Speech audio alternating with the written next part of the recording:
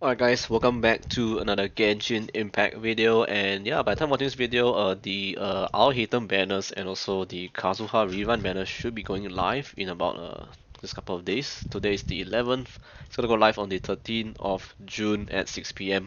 But anyway, let's take a look at the banners. They've finally unveiled the banners pretty early actually. I didn't really have time to check on this because I was pretty sick last few days, but finally I'm better now, so now I can talk about this one and give you guys my initial impressions on these banners, what do you think about it. So basically, the four stars, let's take a look at it. So we have Yao Yao, Hazel, and also Xiangling. So Xiangling on its own already pretty much one of the meta 4-star units in the game. So if you by now, I think you should, most of you guys, I assume, should have a lot of constellations on Xiangling. But if you're a new player to the game, yeah, definitely get Xiangling because she is very very good in the team. She, I think, is one of the national teams. You can form a national team with her, and she's one of the characters that get very strong as you get her C4 as well. She becomes very very strong, and it's very worth it to get her. So if you don't have her yet, this is a good bet to try to get her. We have Hazel as well. This one, he's a kind of a solo unit. He's mainly solo main DPS unit. But with this team, I think you can't really use him that much. But if you're using him with other teams, I think it's going to be pretty nice as well. He's a very good animal DPS user, and he's one of the unique characters that has the melee, you can say melee stance kind of thing. He punches the air or something like that. Yeah, Hazel has his very unique melee stance. He can punch you can punch enemies using his fist. So I think that's pretty unique and very very fun as well. I think for his gameplay, so that is very nice as well. And he obviously gets stronger with his constellation, so that's very nice. The last 4-star you need to talk about here is Yao Yao. Yao Yao was pretty much recently added to the game not that long ago, and she's back. And I must say, Ao Hatem and Yao Yao actually pairs very well. This team actually, I mean, putting him together with Yao Yao should be very good. At least she can provide heals to him, and also she can also equip the Deep Wood Memory set and help our Hatem debuff the enemies with danger vest reduced. So that is very nice. If you're having Yao Yao, and pretty much can get healed as well and do some Dendro application as well for your other units, so that is pretty nice. And lastly, let's talk about Al Hatem and whether should you summon on this banner for him. If you don't have Al Hatem yet and you're looking to get one, and you already have a Kazuha, yeah, I think you might want to consider getting him. He's one of the best DPS units for Dendro especially. I think people call him the Dendro Kaching because of the very similar animations for the art and everything, and his teleport as well. So it's very very similar to Kaching, but he actually does way better because he's Dendro.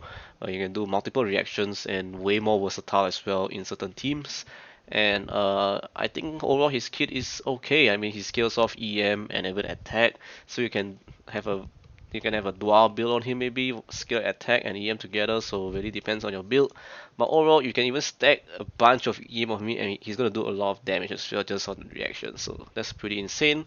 And my Alhitam personally is built like that. He's pretty much stacked with a lot of EM, a bit of crit rate and crit damage a bit, but mainly is elemental mastery because he scales with it, so then he can do a lot of reactions with the Gilded Dream set, and someone else in the team is using a Deep Wood Memory set, then he does pop off actually do a lot of damage as well, so that's one thing nice about our Hatem.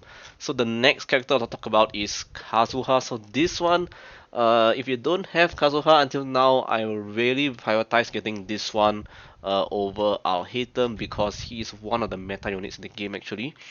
Even though Dendro has been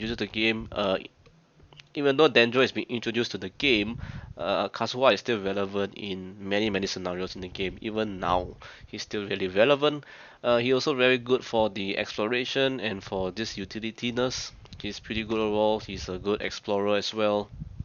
And yeah, I mean, he's also very very free to play friendly, easy to build. Just stack a bunch of EM on him, and he's pretty much good to go. Actually, you can just give him the Iron Sting, the free to play weapon, and he can pretty much carry your team all the way, man. He's just that good.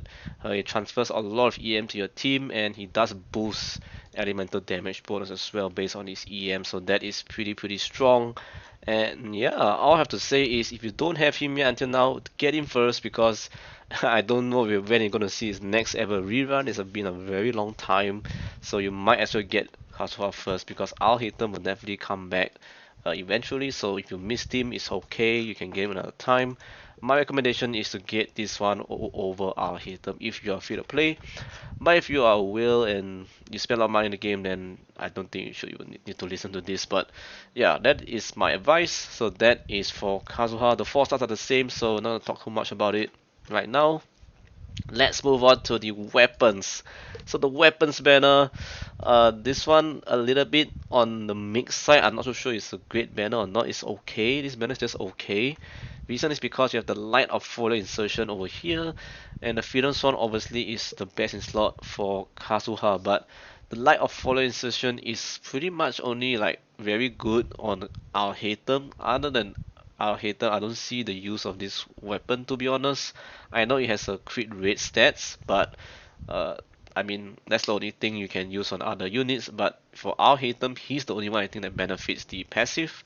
Whereas the Freedom Swan, at least you can put it on other units, and it pretty much still functions like usual. So Freedom Swan in my opinion is way better pick up than the Light of Folio insertion. But sadly, if you guys know Weapons Banner, it is a scam. So if you get a 5 star, you might get one of these. So it's very risky. You might not get the weapon you want.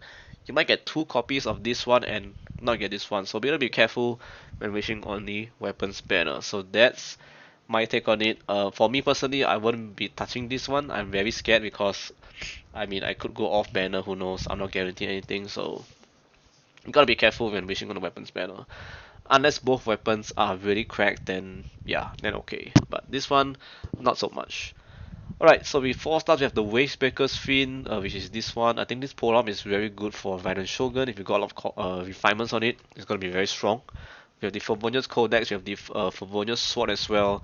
I think this is the Moon's Moon, if I'm not mistaken, this bow. And we also have the Sacrificial Great Sword. So that's all the 4 stars on this banner. What do I think on this banner so far? I think it's just okay because of the light of the fall insertion, because it's not very universal in terms of the passive and everything.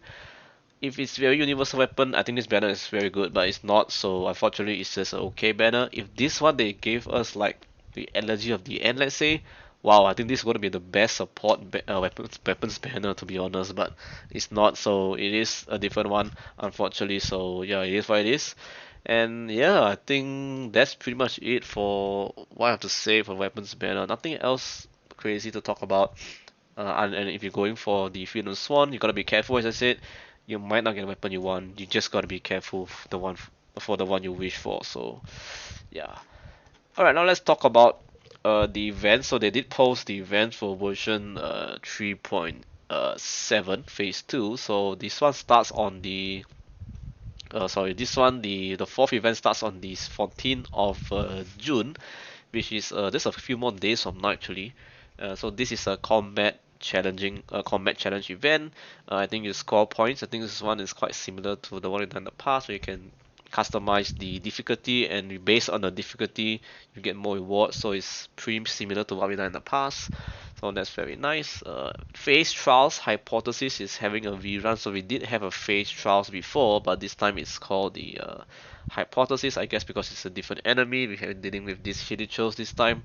So this one starts on the later date, 21st of June, and it's a weakness capturing challenge. If you guys remember, we kind of take it into the picture mode, we scan all the weaknesses, and then everything just explodes. So this is the same thing basically, but a different enemy. So if you guys like this event, it is coming back. So yep.